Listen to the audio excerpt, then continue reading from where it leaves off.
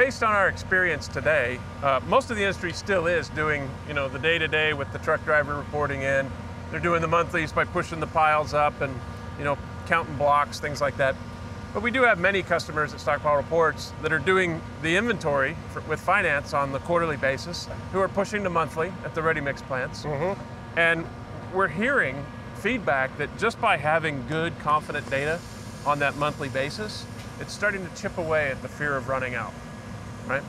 They're getting more confident in the data that's in their information systems. It's more available, more transparent. And so people are starting to make some decisions based off of data that's always available that they trust. And we are hearing that is resulting in companies running a little bit leaner.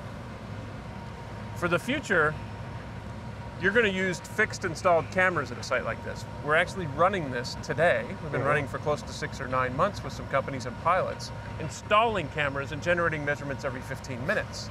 Now that's not just chipping away at the fear of running out, that's stomping on the fear of running out, right? Because now you've got the data that's people can trust, that's accurate in the systems, that's freeing up all kinds of brain power, all kinds of resources to work on higher value things for the company. And it won't be long before I imagine we're taking in the imagery from the cameras that are going to be on people's hard hats and the cameras that are on these trucks and the cameras that are on the front loader. So we don't even have to install cameras. And you're just going to get data continuously on your ready-mix levels.